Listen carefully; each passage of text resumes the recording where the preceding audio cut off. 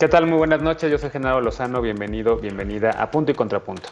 El Grupo Intergubernamental de Expertos sobre Cambio Climático de Naciones Unidas publicó su esperado y la verdad aterrador informe sobre cómo el calentamiento global cambiará el planeta Tierra en las próximas décadas. Y son muy malas noticias lo que ahí dice. Se trata del análisis más exhaustivo que ha hecho este panel, digamos, desde que empezaron a trabajar y a medir cómo está cambiando el calentamiento global a la Tierra. Según las conclusiones de los científicos, las emisiones continuas de gases de efecto invernadero podrían llevar a un quiebre, a un límite clave de la temperatura global en poco más de una década. Quédate con nosotras y con nosotros esta noche, que voy a conversar con 4 personas expertas sobre este tema, sobre las implicaciones para México, sobre la desigualdad y sobre si podemos o estamos todavía a tiempo de hacer algo al respecto. Quédate con nosotros, que ya empieza Punto y Contrapunto de viernes.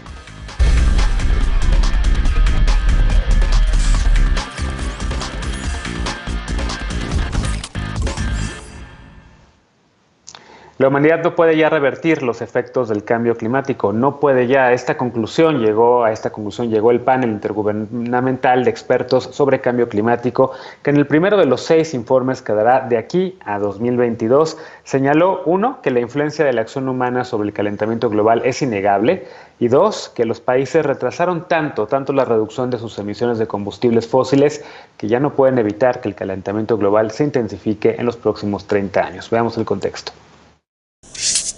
La influencia humana ha elevado la temperatura del planeta a un ritmo sin precedentes. Por primera vez, el informe del Panel Intergubernamental de Expertos sobre el Cambio Climático, IPCC, da como un hecho la intervención humana sobre el calentamiento global. El documento apunta que la decisión de retrasar la reducción de sus emisiones de combustibles fósiles ha hecho inevitable que el calentamiento se intensifique, aunque en 2018 el mismo informe redujo el límite máximo del calentamiento global a 1.5 grados centígrados. Este año apunta que la temperatura global alcanzará o incluso superará esta barrera para el 2040. Si se alcanzan los 2 grados, los eventos extremos de calor serán más frecuentes y se llegará a niveles de tolerancia crítica. Y si las políticas de los gobiernos mundiales no cambian rápidamente, el planeta podría calentarse hasta 3 grados centígrados a fines de siglo. El clima está cambiando en todos los rincones del planeta a una escala no vista en miles y hasta cientos de miles de años, y prevé que algunos de esos cambios serán irreversibles. Por ejemplo, se está intensificando el ciclo del agua, mientras en algunas regiones se producen lluvias más intensas e inundaciones. En otras, las sequías están siendo más intensas y prolongadas. Además, un mayor calentamiento amplificará el deshielo del permafrost y la pérdida de la capa de nieve estacional, el derretimiento de los glaciares y las capas de hielo, así como la pérdida del hielo marino del Ártico en verano. El panel urgió a reducciones fuertes y sostenidas de las emisiones de dióxido de carbono y otros gases de efecto invernadero. De hacerlo, los beneficios para la calidad del aire llegarían rápidamente, pero podrían pasar de 20 a 30 años para que las temperaturas globales se estabilizarán. Punto y Contrapunto. Primer tema para comentar esta noche. Saludo con mucho gusto y le agradezco también que nos haya sugerido hacer esta mesa a Andrea Wiesberg, que ella es asesora técnica de C40 para Latinoamérica, integrante de Consultoría Internacional de las Naciones Unidas. ¿Cómo estás, Andrea? Buenas noches. Hola, Genaro, mucho gusto y muchas gracias por invitarme a este programa. Creo que es un tema muy importante, entonces estoy feliz de estar aquí. No, al contrario, gracias a ti por ponerlo sobre la mesa. También saludo con gusto a Andrés Flores, director de Clima y Energía del Instituto de Recursos Mundiales en México. ¿Cómo estás, Andrés? Muy bien, Genaro, ¿qué tal? Encantado de estar por acá platicando con ustedes. Bienvenido. Saludo también a Emilio Becerril, el coordinador de políticas públicas en la organización Isla Urbana, que es una organización que a mí me gusta mucho y que en el espacio de Denise Merkel en radio, pues platicamos por ahí cada viernes. ¿Cómo estás? ¿Qué tal? Mucho gusto. Muy bien, muy agradecido de que nos hayan invitado a este espacio y pues muy emocionado de platicar de este tema tan apremiante e importante estos días, ¿no? Yo más que emocionado estoy preocupado de lo que me vayan a decir ahorita, pero ahorita platicamos precisamente sobre el tema. Saludo también con gusto a Alejandra Haas, ya la conoces, es amiga de este espacio, directora ejecutiva de Oxfam México. ¿Cómo estás, querida Ale? Muy bien, Genaro, muchas gracias. Me da enorme gusto estar aquí, gracias por la invitación. A mí también, aunque insisto, no sé si son las mejores condiciones. A ver, Andrea, danos las malas noticias de este panel, ya veíamos la nota. La verdad es que yo empiezo a leer este tema y, híjole, me preocupo porque evidentemente el tema medioambiental es una de las avenidas de activismo en las que me estoy empezando a meter cada vez más, porque creo que es de una urgencia necesaria, y cuando veo lo que publican Naciones Unidas, que estamos ya prácticamente tarde para poder revertir esto, pues me angustio todavía más. A ver, cuéntanos.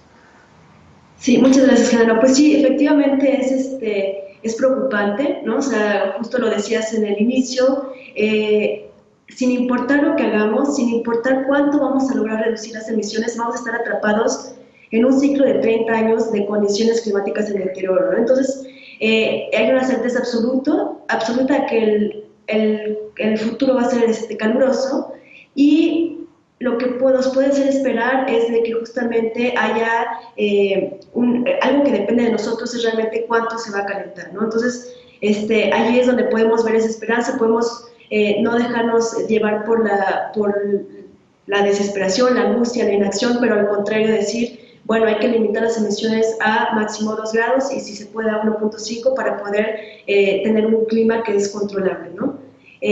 No sé si quieres que aborde un poco más al respecto o dejamos a los otros. Sí, por favor, sí, aborda un poquito más. Tenemos prácticamente, yo te digo cuando le quisiéramos pasar la palabra también a otra persona para que pueda complementar.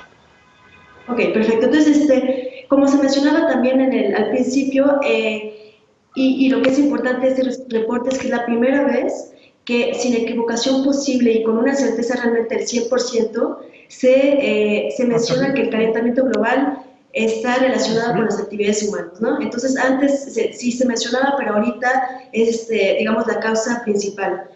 Otro de los temas importantes del reporte de la IPCC es que se centra en los impactos regionales, es decir, que habla de una regionalización, ya no de que hay algunos ciertos espacios, ciertas regiones que van a sufrir de cambio climático, pero realmente que el cambio climático se está extendiendo y en pocos años va a alcanzar a todas las regiones y va a afectar con fenómenos extremos, ya sea sequías, como se mencionaba, o inundaciones, y con temperaturas en general que se incrementan fuertemente, ¿no? Otro enfoque importante de este reporte es que se habla de los eventos climatológicos extremos y se hace un énfasis especial comparado con los otros reportes en el sentido de que se le dedica un capítulo entero. Se habla de lluvias torrenciales, de sequías, olas de calor, y se dice claramente que esos eventos se van a intensificar y multiplicar por el impacto del hombre. Finalmente, creo que uno de los otro punto a rescatar es lo que se llama los puntos de inflexión, es decir, esos fenómenos que aunque controlemos el clima hoy en día, digamos que si dejamos de emitir gases de efecto invernadero, son fenómenos que se van a ir de todos intensificando y que son, por ende, irreversibles. Por ejemplo, se habla mucho de los glaciares, de la desaparición de las capas de hielo y también del aumento del nivel del mar de los océanos, ¿no? Entonces son fenómenos que justamente por la lentitud con la que se adaptan a estos cambios de temperatura van a seguir empeorando, digamos, ¿no? Y también por el otro lado se menciona también ecosistemas para los que hay se desconoce realmente con exactitud cuáles van a ser las reacciones frente al cambio climático, y son, por ejemplo, lo que se mencionaba al principio del permafrost, que son las tierras húmedas, las tierras congeladas, y también los humedales, que son ecosistemas como el océano, por ejemplo, que son sistemas claves para regular el clima porque absorben gran parte de los gases que emitimos en la atmósfera, ¿no?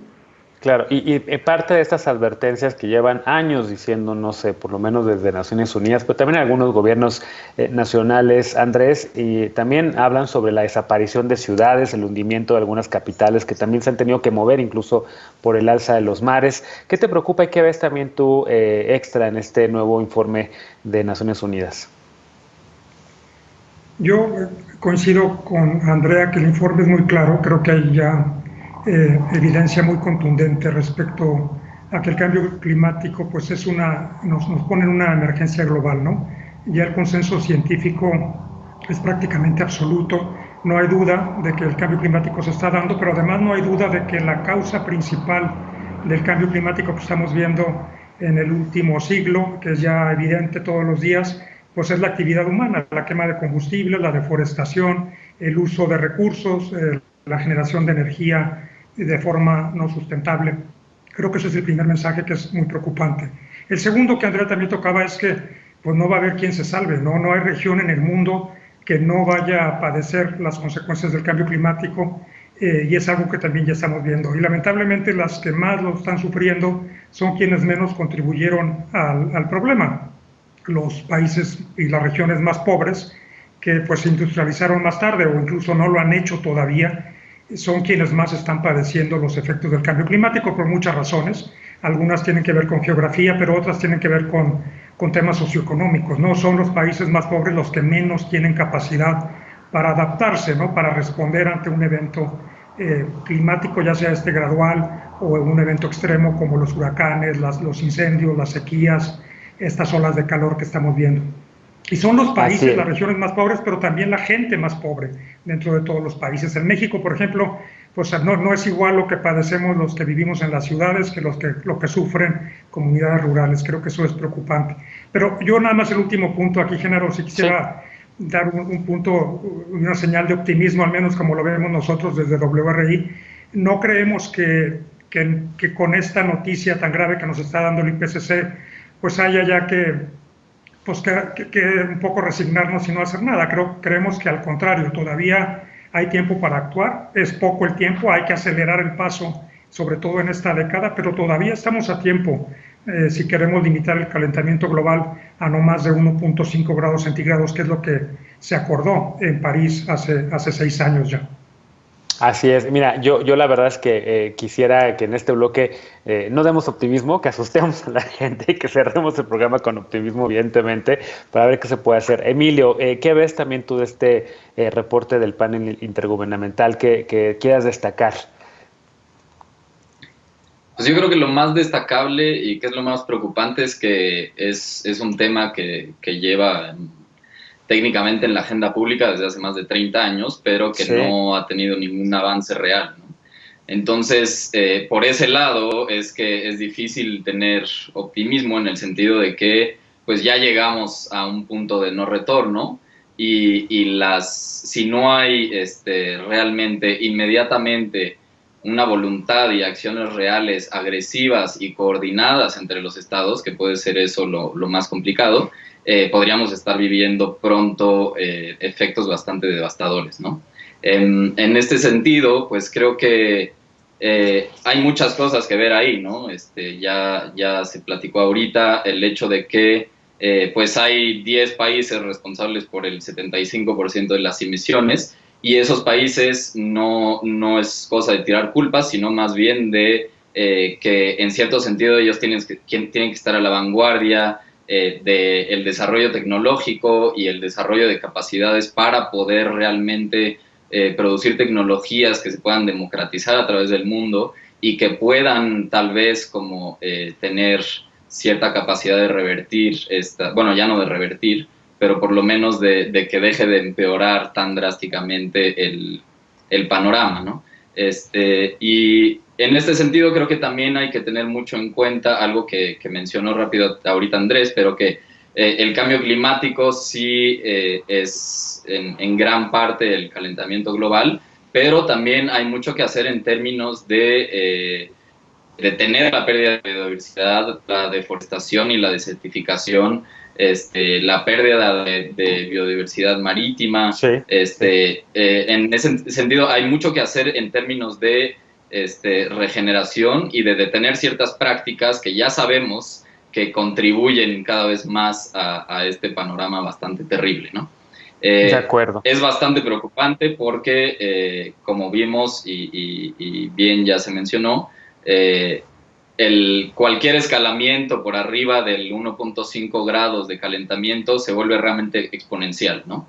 Y entonces eso quiere decir que dentro de este siglo podríamos estar llegando, eso creo que lo mencionan en el reporte, la política actual nos podría hacer llegar a un aumento de 3 grados centígrados para el final de este siglo, ¿no? Y eso en términos de efectos pues es realmente catastrófico, ¿no? Bien, Alejandra, una de las cosas también nuevas de este reporte, creo yo, es que durante 3 décadas, como bien menciona Emilio, se ha tocado ya este tema. Desde, yo me acuerdo al menos el protocolo de Kioto, que Estados Unidos de repente se retira, porque incluso en Estados Unidos algunos escépticos del cambio climático dicen no hay ningún efecto humano sobre esto es algo natural. Este reporte ya lo dice con toda contundencia, la humanidad y nosotros tenemos un impacto directo en esto. Pero uno de los efectos que también provoca esto es una mayor desigualdad. Así es, Genaro. Creo que el tema es que los efectos sobre los sistemas de la naturaleza tienen un impacto, ya lo dijeron antes, sobre la vida y cómo la conocemos, cómo la llevamos a cabo, cómo nos hemos organizado.